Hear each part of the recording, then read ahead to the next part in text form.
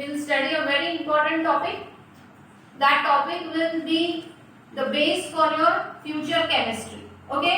So इधर उधर बिल्कुल ध्यान मत दो, वीडियो ऑन नहीं करेंगे तो भी चलेगा। आज सिर्फ मैं जो पढ़ा रही हूँ उसी की तरफ ध्यान दो, ठीक है?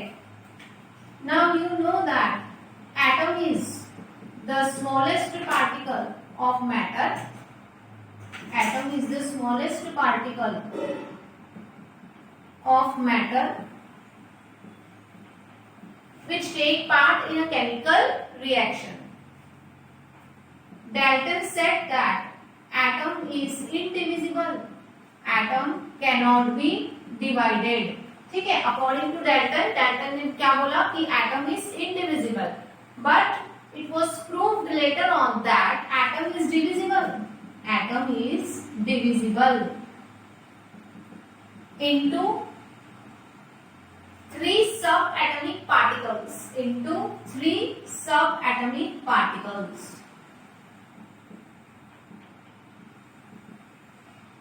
Atom is divisible into 3 subatomic particles.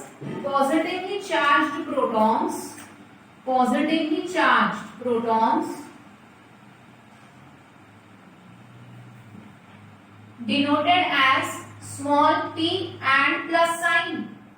ठीक है, negatively charged electrons, negatively charged electrons denoted as small e and negative sign, and neutral neutrons. Neutral means having no charge. Neutral means having no charge. तो तीसरा particle जो है वो है neutral और उसका नाम क्या है? Neutrons. And it is denoted by small n.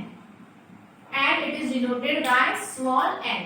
Means atom consists of 3 subatomic particles. Those are positively charged protons, negatively charged electrons, and neutral neutrons. The arrangement of these 3 subatomic particles in the structure of atom was shown by scientists. We will study the structure of atom in our next chapter, in 4th chapter of chemistry. Now I am showing you the arrangement of these subatomic particles in the atom. In the center of the atom there is a nucleus, and in that nucleus positively charged protons and neutrons are present.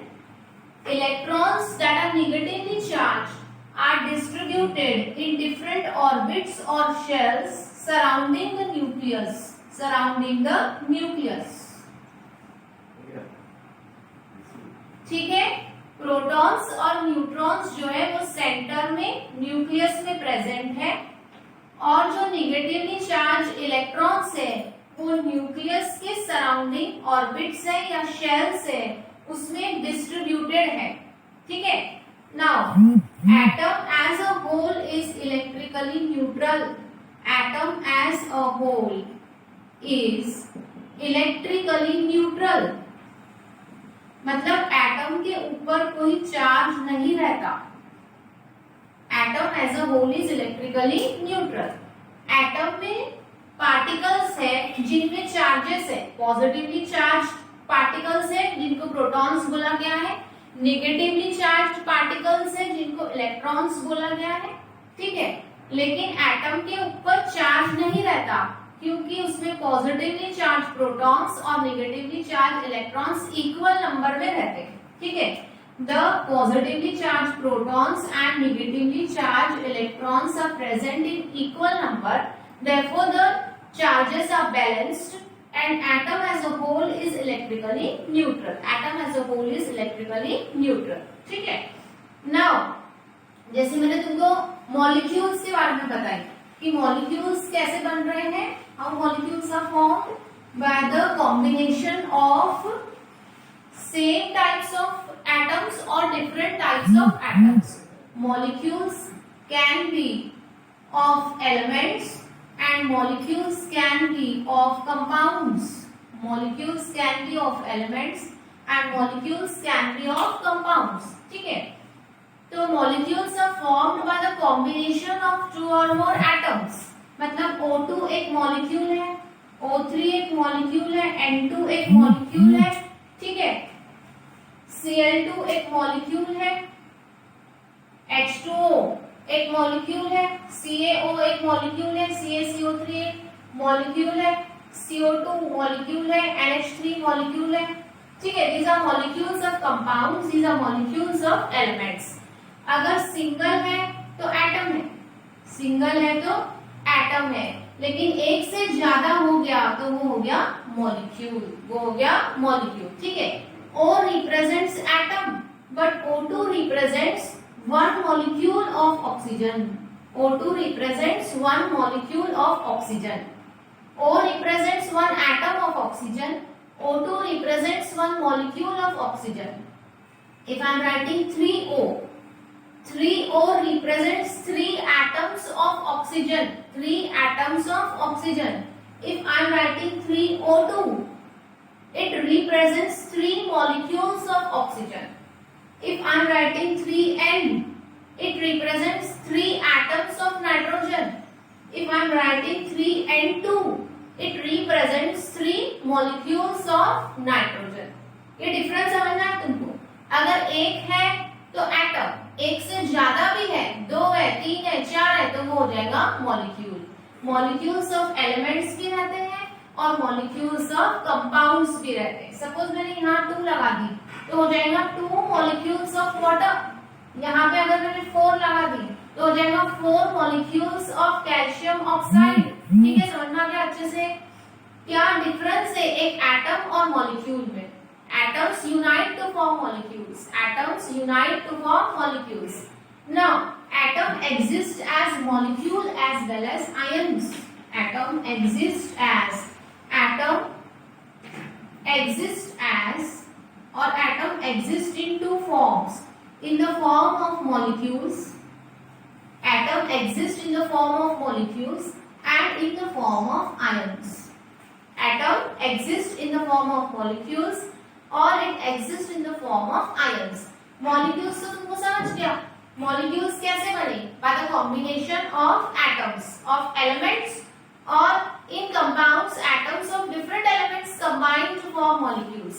तो molecule part जो है, you have now understood each and every aspect of molecule। ठीक है, now we have to shift on to ions।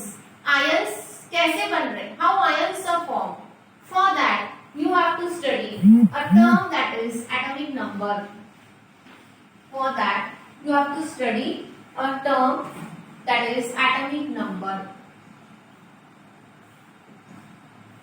What is atomic number? What is atomic number? ठीक है, now atomic number is the number of protons, the number of protons present in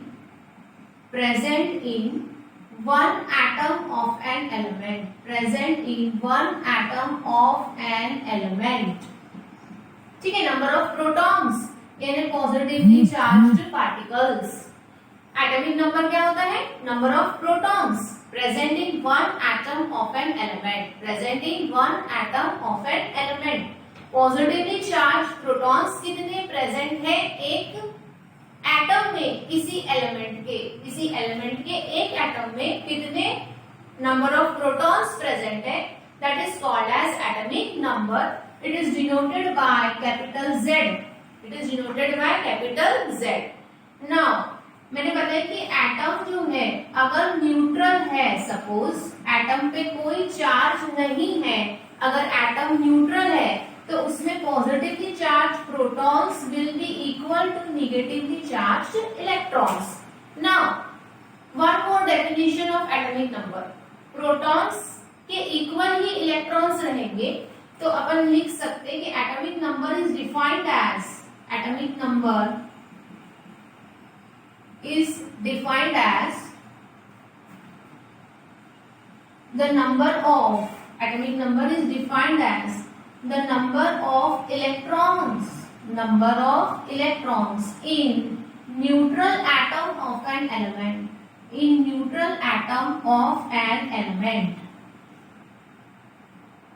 ठीक है, atomic number means number of protons, present in one atom of an element. लेकिन atom अगर neutral है तो उसमें जितने प्रोटॉन्स रहते हैं उतने ही इलेक्ट्रॉन भी रहेंगे। इसलिए एक और डेफिनेशन अपन लिख सकते हैं एटॉमिक नंबर की कि atomic number can also be defined as the number of electrons present in neutral atom of an element. Present in neutral atom of an element. अपने को एटॉमिक नंबर पता चल गया किसी भी एलिमेंट का, तो अपने को नंबर ऑफ प्रोटॉन्स भी पता चल जाएंगे और नंबर ऑफ इलेक्ट्रॉन्स भी पता चल जाएंगे। समझ में आ गया अच्छे से एकदम? ठीक है।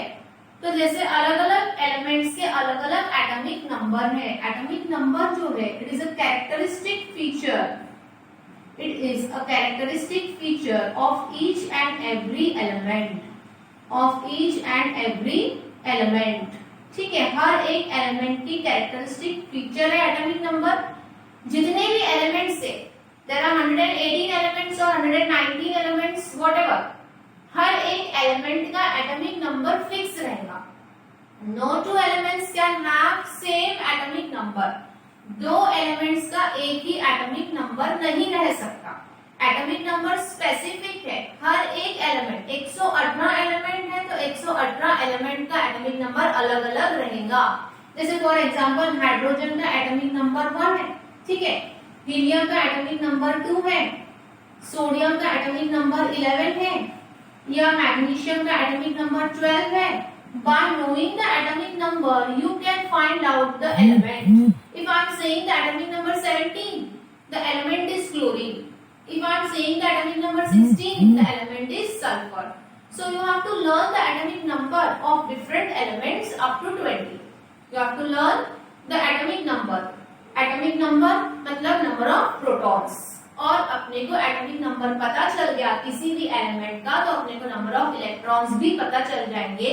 क्योंकि एटम अगर न्यूट्रल है तो उसमें पॉजिटिव और नेगेटिवली चार्ज इलेक्ट्रॉन सेम रहते हैं, इसलिए। ठीक है, तो प्रोटॉन्स कहाँ रहते हैं? सेंटर में। प्रोटॉन्स कहाँ रहते हैं? सेंटर में। लेकिन इलेक्ट्रॉन्स कहाँ पे है? इन डिफरेंट ऑर्बिट्स और शेल्स, है ना। Protons are present in the center and neutrons are also present in the center, but electrons are distributed in different orbits of the element, है ना। वहां पे अलग अलग जो है, यहाँ पे ऑर्बिट्स है और ये ऑर्बिट्स में इलेक्ट्रॉन्स डिस्ट्रीब्यूटेड है। Now you have to learn atomic number of certain elements. Before that, you should know the electronic configuration. What do you understand by electronic configuration? ठीक है, electronic configuration means arrangement of, electronic configuration means arrangement of electrons in different orbits of the element, in different orbits of the element. Arrangement of electrons in different orbits of the element is called as electronic configuration.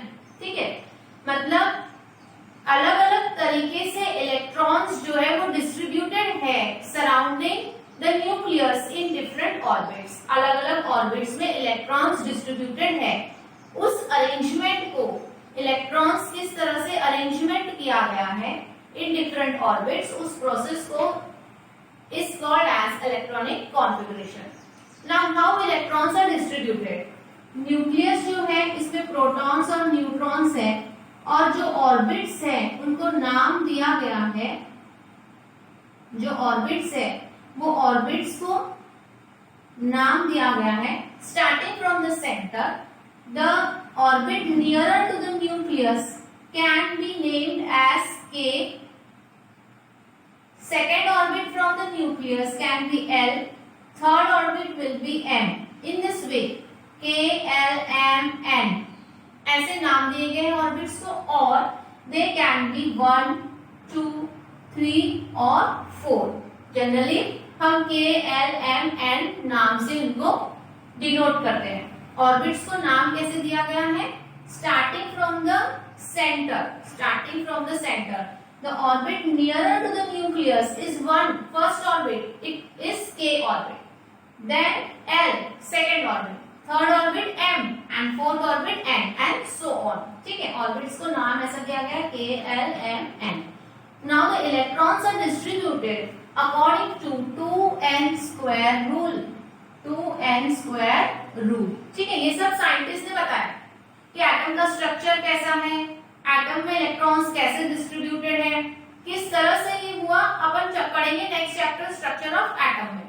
पहले अपने को लेकिन atomic number पढ़ना है, इसीलिए rule क्या है, electrons कैसे डिस्ट्रीब्यूट हो रहे हैं अलग अलग ऑर्बिट्स में। The rule was given by a scientist and it is called as 2n square rule, and it is called as 2n square rule, where n is the number of the orbit, where n is the number of the orbit। ठीक है, 2n square rule के हिसाब से electrons distributed है, जैसे कि n जो है that is the number of the orbit। अगर सपोज फर्स्ट ऑर्बिट है, फर्स्ट ऑर्बिट यानी k ऑर्बिट, तो k ऑर्बिट में कैसा आएगा, 2 into 1 square is equals to 2 electrons, means first orbit that is k orbit can hold a maximum of 2 electrons। Electronic configuration से अपने को क्या पता चलेगा कि जो अलग अलग ऑर्बिट्स है वो मैक्सिमम कितने इलेक्ट्रॉन्स होल्ड कर सकती है। हर एक ऑर्बिट की एक स्पेसिफिक कैपेसिटी है, वो उतने ही इलेक्ट्रॉन्स होल्ड कर सकती है। तो 2n स्क्वायर रूल से अपने को क्या पता चल रहा है कि हर एक ऑर्बिट जो है वो मैक्सिमम नंबर ऑफ इलेक्ट्रॉन्स कितने होल्ड कर सकती है। तो पहली ऑर्बिट जो है k ऑर्बिट, वो कितने इलेक्ट्रॉन्स होल्ड कर सकती है, 2 इलेक्ट्रॉन्स।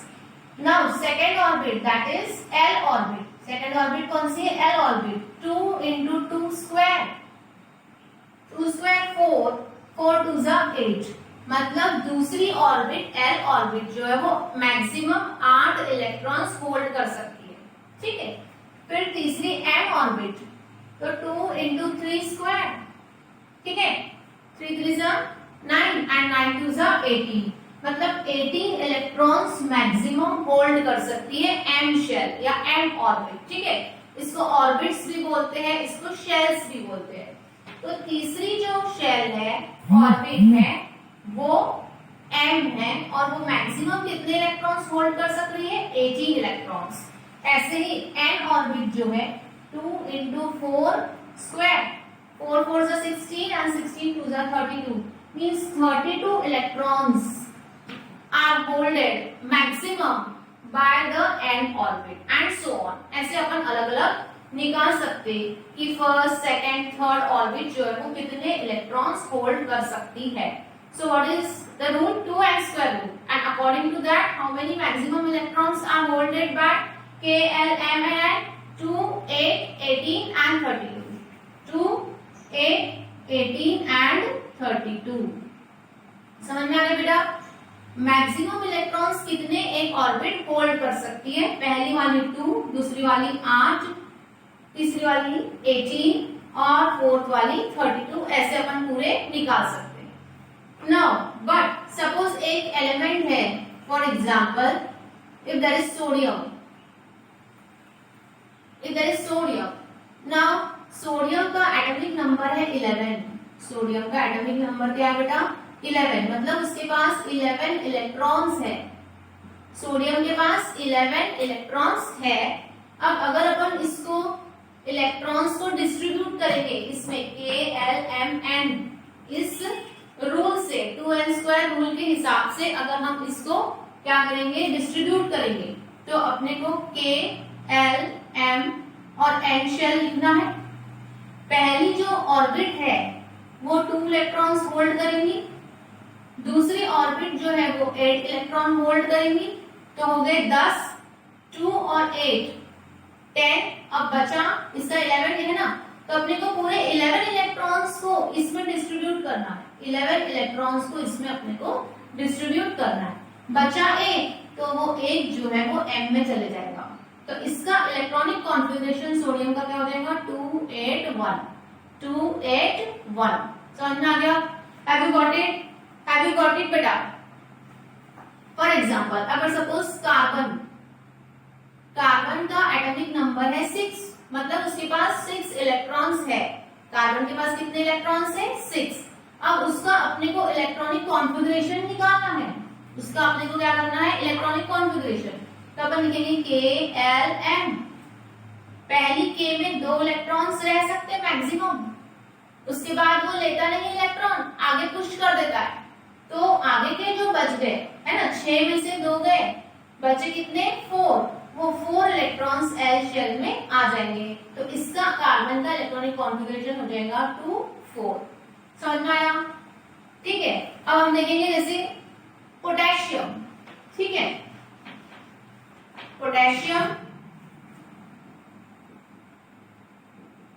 इसका सिंबल है K और इसका इलेक्ट्रॉनिक कॉन्फ़िगरेशन है इसका एटॉमिक नंबर जो है 19 है। इसका एटॉमिक नंबर क्या है, 19। तो इसका इलेक्ट्रॉनिक कॉन्फ़िगरेशन अगर निकालना है अपने को, तो अपन लिखेंगे KLMN, है ना। 19 इलेक्ट्रॉन्स है पोटेशियम के पास, हमको डिस्ट्रीब्यूट करना है इसको। तो हम पहले इसमें डालेंगे 2, फिर डालेंगे हम 8। ठीक है, 2 8। अब यहां देखो थर्ड, इसमें अपने को पता है मैक्सिमम कैपेसिटी जो है वो 18 की है। कितनी है मैक्सिमम कैपेसिटी, 18। लेकिन इसके पास बचे कितने, अब बचे कितने इसके पास, 2 8 10 हो गए और 9 बचे। तो थर्ड शेल में डालेंगे 8 और एन शेल में डालेंगे 1। थर्ड शेल में there can be either 8 electrons or can be 18 electrons. ठीक है, यहाँ पे या तो 18 इलेक्ट्रॉन्स रहेंगे या तो 8 इलेक्ट्रॉन्स रहेंगे। मतलब रूल है, रूल क्या है, ऑक्टेट रूल और डुप्लेट रूल। ऑक्टेट रूल और डुप्लेट रूल। ठीक है, ऑक्टेट रूल मतलब 8 इलेक्ट्रॉन्स अगर किसी भी एलिमेंट की आउटर मोस्ट ऑर्बिट है, वो अगर K नहीं है, L है, M है, तो उसमें 8 इलेक्ट्रॉन्स आएंगे। ऑक्टेट रूल के हिसाब से 8 इलेक्ट्रॉन्स आएंगे। ठीक है, अगर पहली ऑर्बिट है K ऑर्बिट, तो उसमें 2 ही इलेक्ट्रॉन्स आएंगे, उससे ज्यादा नहीं आएंगे। समझ में आया? तो ये अगर अपन सीरियली पूरे एटॉमिक नंबर हर एक एलिमेंट का लिखते हैं और डिस्ट्रीब्यूट करते हैं, तो तुमको ज्यादा अच्छे से समझ में आ जाएगा। देखो हम सीरियली लिखेंगे 1 to 20 atomic number of different elements. ठीक है,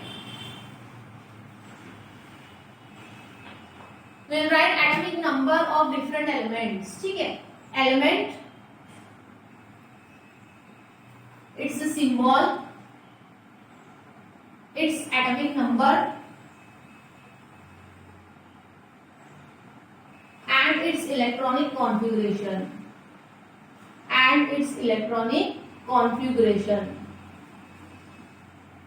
इलेक्ट्रॉनिक कॉन्फ़िगरेशन में अपन यहाँ पे शेल्स लिखेंगे K L M and N। ठीक है, समझ में आ रहा? अब फर्स्ट एलिमेंट जो है वो है हाइड्रोजन, उसका सिंबल H, एटॉमिक नंबर 1। तो हाइड्रोजन का एक इलेक्ट्रॉन जो है वो K शेल में आ जाएगा। हाइड्रोजन का एक इलेक्ट्रॉन जो है वो K शेल में आ जाएगा।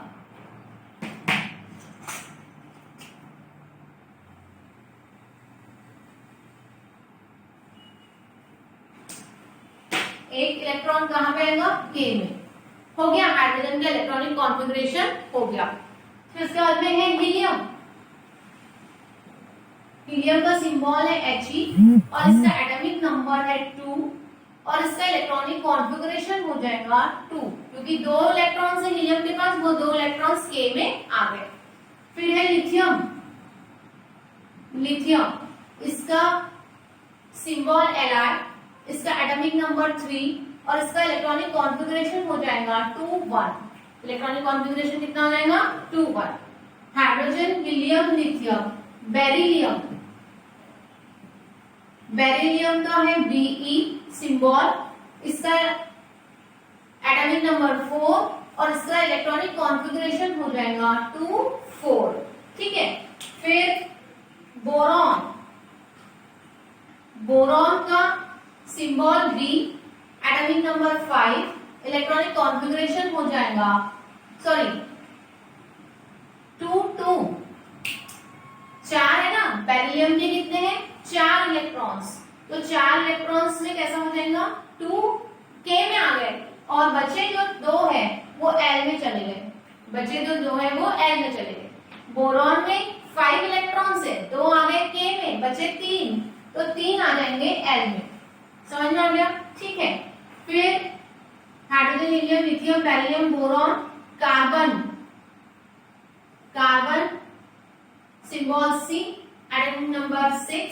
ये 6 इलेक्ट्रॉन्स को इसमें डिस्ट्रीब्यूट करना है अपने को। 2 आ गए k शेल में, बच गए 4, वो आ जाएंगे l में। ठीक है। फिर नाइट्रोजन,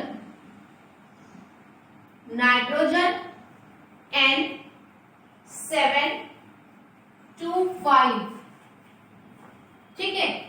देन ऑक्सीजन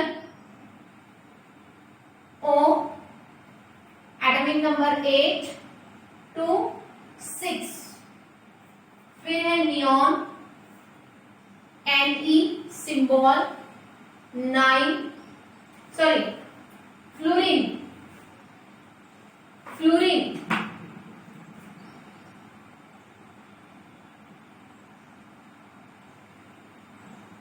F, ठीक है, atomic number 9, fluorine symbol F, atomic number 9, और इसका डिस्ट्रीब्यूशन हो जाएगा 2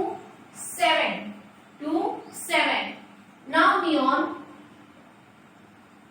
Ne, atomic number 10, electronic configuration 2 8, electronic configuration 2 8। Then sodium Na, atomic number 11, electronic configuration 2 8 1। M में कितने हो जाएंगे? 1, है ना। सोडियम में 11 इलेक्ट्रॉन्स है, 2 आ गए K में, उसके बाद में 8 चले गए L में, बचा 1, वो चले गया M में। ठीक है, समझ में आ रहा? फिर इसके बाद magnesium, magnesium symbol Mg, atomic number 12 282, 282, ठीक है। फिर है एल्यूमिनियम, यहाँ पे लिखती हूँ एल्यूमिनियम सिंबल Al, और इलेक्ट्रॉनिक कॉन्फ़िगरेशन जो है वो कैसा रहेगा? इसका एटॉमिक नंबर 30, इलेक्ट्रॉनिक कॉन्फ़िगरेशन 283। ठीक है, समझ में आया? फिर है silicon Si, atomic number 40, electronic configuration is 284, 284, ठीक है। Then is phosphorus, phosphorus 15, symbol P, electronic configuration 285. Then sulfur S symbol, atomic number 16, electronic configuration 286. Then chlorine symbol Cl, atomic number 17, electronic configuration 287. ठीक है। Then argon 18, symbol Ar, electronic configuration 288. Then potassium, potassium symbol K, atomic number 19, electronic configuration 2881, 2881. यहाँ पे या तो 18 रहेंगे या तो 8 रहेंगे, ठीक है। Then last is calcium, last is calcium Ca symbol, atomic number 20, electronic configuration 2882, 2882. Got it all of you? Atomic number समझ गया बेटा सबको अच्छे से? एटॉमिक नंबर यानी क्या? नंबर ऑफ, हाँ, एटॉमिक नंबर यानी number of protons present in one atom of an element, और number of electrons present in neutral atom of an element. Atom पे अगर कोई चार्ज नहीं है तो उसमें जितने प्रोटॉन्स रहेंगे उतने ही इलेक्ट्रॉन्स रहेंगे। अपने को अगर एटॉमिक नंबर पता चल जाता है किसी भी एलिमेंट का तो अपने को नंबर ऑफ इलेक्ट्रॉन्स पता चल जाते हैं। इलेक्ट्रॉन्स जो है they are distributed in different orbits according to 2n² rule. Electronic configuration means what? Electronic configuration means distribution of electrons in different orbits around the nucleus of an element. तो यहाँ पे serially 1 से लेके जो 20 तक के एटॉमिक नंबर है जो तुमको लर्न करना है। You have to learn different atomic number up to 20 from 1 to 20. Hydrogen, helium, lithium, beryllium, boron, carbon, nitrogen, oxygen, fluorine, neon, sodium, magnesium, aluminium, silicon, phosphorus, sulphur, chlorine, argon, potassium and calcium. Now you see hydrogen जो है इसके पास में एक ही electron है, k shell है, सिर्फ एक ऑर्बिट है। हीलियम के पास भी एक ही ऑर्बिट है k, इसके पास 2 ही इलेक्ट्रॉन है। लिथियम जो है इसके पास 2 ऑर्बिट्स है, kb और lb। ठीक है, समझ आ रहा? Now you see that there are certain specific elements जैसे कि हीलियम एलिमेंट जो है, helium element is having only one shell that is K and in that K shell there are 2 electrons। मतलब उसकी आउटर मोस्ट ऑर्बिट जो है वो stable है। ये एक स्टेबल एलिमेंट है। हीलियम जो है वो एक स्टेबल एलिमेंट है जिसके पास सिर्फ एक ही ऑर्बिट है, k ऑर्बिट है। उसमें अगर 2 इलेक्ट्रॉन्स हैं तो atom is stable. Atom is stable. Now if the element has more orbits, if the element has l और m orbits and if the outermost orbit contains 8 electrons, then only the atom is said to be stable. Each and every element wants to become stable. Each and every element have to attain a stable position.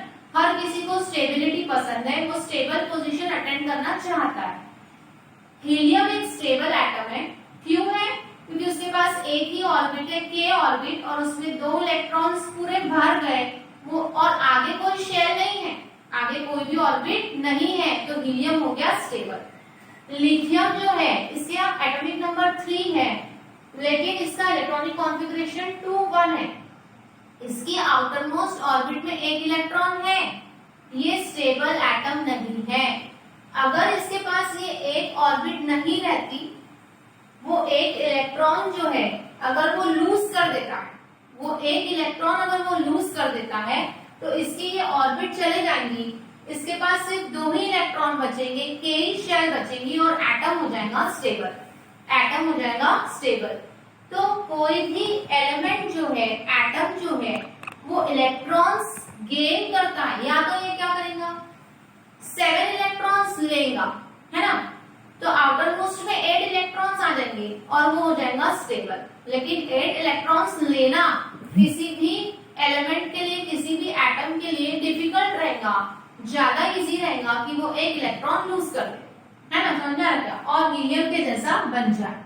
वैसे ही देखो neon, neon जो है इसका atomic number क्या है 10, neon का atomic number 10 और इसका इलेक्ट्रॉनिक कॉन्फ़िगरेशन क्या है 2 8। इसके पास में 2 शेल है, पहली k उसमें 2 इलेक्ट्रॉन आ गए, दूसरी l उसमें 8 इलेक्ट्रॉन्स आ गए, उसकी आउटर मोस्ट ऑर्बिट में 8 इलेक्ट्रॉन्स आ गए, वो स्टेबल है, ये स्टेबल। अब lithium, beryllium, boron, carbon, nitrogen, oxygen, fluorine, ये एक भी एलिमेंट स्टेबल नहीं है, क्योंकि इसकी आउटर मोस्ट ऑर्बिट में किसी के पास 1 है इलेक्ट्रॉन, किसी के पास 2 है, किसी के पास 3 है। ये आउटर मोस्ट ऑर्बिट में कितने इलेक्ट्रॉन्स होना चाहिए 8 इलेक्ट्रॉन्स, k के बाद में जितनी भी ऑर्बिट है l m n, अगर वो आउटर मोस्ट है तो उसमें कितने इलेक्ट्रॉन होना चाहिए 8 इलेक्ट्रॉन्स, तो एटम हो जाता है स्टेबल। या किसी एटम के पास अगर सिर्फ k शेल है और उसके पास 2 इलेक्ट्रॉन आ गए तो वो हो जाएगा स्टेबल। मतलब हाइड्रोजन भी स्टेबल नहीं है, हाइड्रोजन के पास एक ही ऑर्बिट है सिर्फ k और एक ही इलेक्ट्रॉन है उसमें, है ना, तो वो स्टेबल हुआ क्या? नहीं। तो हाइड्रोजन एक इलेक्ट्रॉन लेगा या तो या तो वो लूज करेगा। Atoms gain electrons, lose electrons और शेयर इलेक्ट्रॉन्स टू बिकम और to gain attain stable position, just like helium, just like neon और आर्गन। आर्गन देखो, आर्गन जो है इसका एटॉमिक नंबर है 18। आर्गन का एटॉमिक नंबर कितना है? 18 और इसका इलेक्ट्रॉनिक कॉन्फ़िगरेशन हो गया 288, है ना।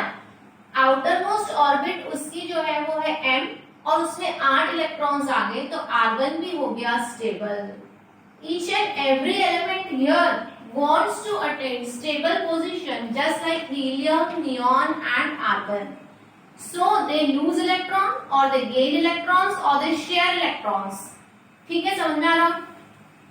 Atoms gain electrons, lose electrons और share electrons. जैसे फॉर एग्जाम्पल हाइड्रोजन जो है उसको हीलियम के जैसा बनना है, तो वो एक इलेक्ट्रॉन लूज भी कर सकता, गेन भी कर सकता, उसमें दोनों इजी रहेगा उसको, उसके लिए कोई एनर्जी कंसिडरेशंस नहीं है। लेकिन लिथियम, लिथियम का एटॉमिक नंबर 3 है और उसका इलेक्ट्रॉनिक कॉन्फ़िगरेशन 2 1 है, वो 7 इलेक्ट्रॉन्स लेगा क्या? इससे बेटर रहेगा कि वो एक इलेक्ट्रॉन लूज कर दे। समझ में आया क्या? अब देखो किसी भी, जैसे कोई एटम है सपोज अगर, तो एटम के पास सेम नंबर ऑफ प्रोटॉन्स और इलेक्ट्रॉन्स रहते हैं, है ना। तो लिथियम के पास 3 इलेक्ट्रॉन्स